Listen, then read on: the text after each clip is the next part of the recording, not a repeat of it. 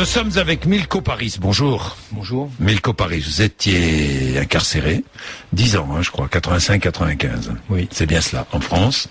En sortant, vous avez fondé l'association Banc Public pour venir en aide aux prisonniers, aux détenus, qui se retrouvent souvent démunis.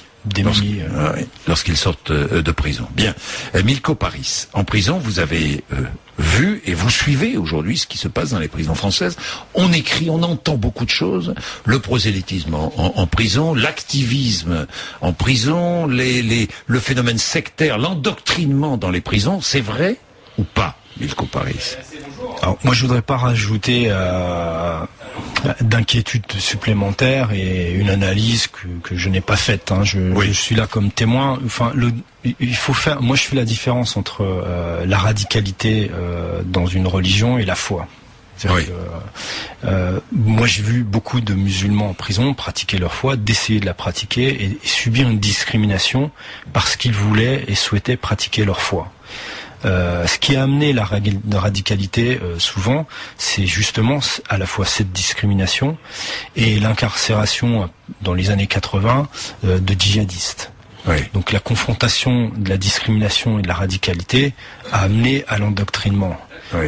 Le prosélytisme, il s'est installé de lui-même.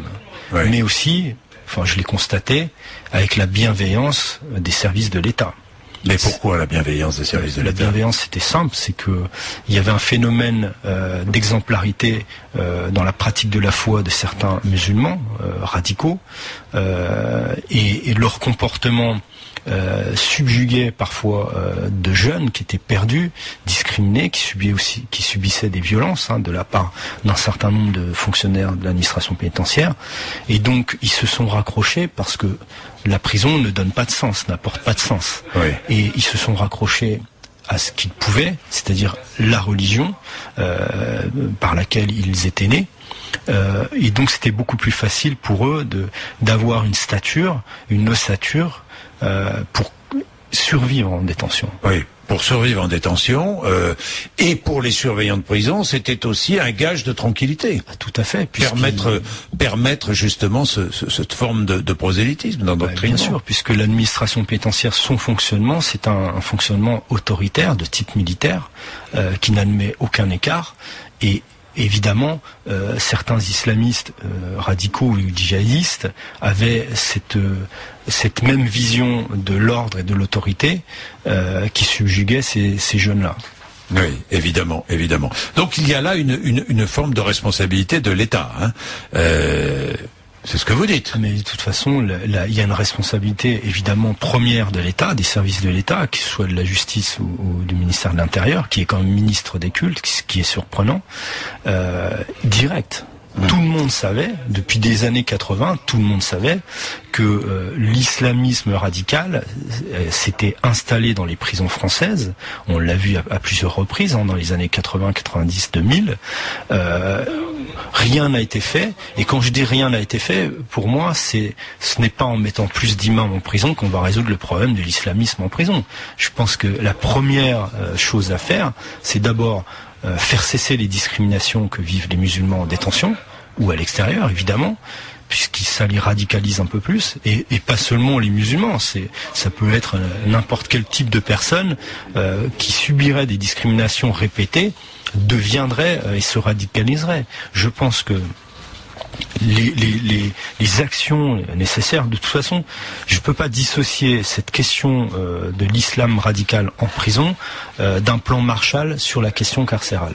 Je pense qu'il faut interagir sur toutes les questions, l'accès à la culture, au savoir, traiter le problème de manière humaine et pas seulement par la police et la justice.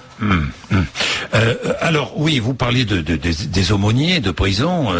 C'est vrai qu'il y a 655 aumôniers catholiques dans les prisons, 317 protestants et 150, 160 aumôniers musulmans. en prison. Est-ce qu'aujourd'hui on peut dire, je sais bien qu'il n'y a aucune statistique et je sais bien qu'on refuse toutes les statistiques, mais est-ce qu'on sait combien de musulmans sont dans les prisons françaises? A priori, on disait qu'il y avait 20 000 personnes, pratiquants, en tout cas musulmanes, dans les prisons françaises. Sur 64 000 détenus. Sur 64 000.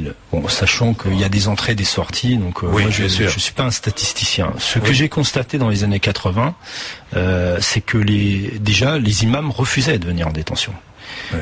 Il faut le savoir, parce qu'ils considéraient que les musulmans incarcérés avaient fauté, donc devaient être punis. Ils étaient beaucoup plus durs que les aumôniers catholiques, protestants ou israélites.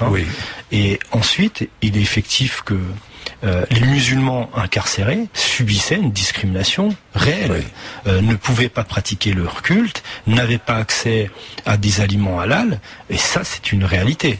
Ça s'est développé au fur et à mesure parce que il y avait à la fois des revendications fortes des musulmans en détention et aussi une radicalisation, ce qui a amené justement l'administration pénitentiaire au fur et à mesure à accepter qu'ils puissent pratiquer leur culte. D'autre part, je ne pense pas que ce soit la multiplication des imams en détention qui va régler le problème de la radicalité. Oui. Pour vous, c'est pas la solution. Quelques mots. Ça peut apporter une réponse. Mais c'est une réponse, mais c'est pas. Mais c'est une façon de mieux contrôler, peut-être, justement cet endoctrinement, ou du moins contrôler, de mieux s'apercevoir de la dérive de certains, non? La dérive, tout le monde la connaît. C'est-à-dire qu'il n'y a pas besoin des aumôniers musulmans pour savoir qu'il y a une dérive.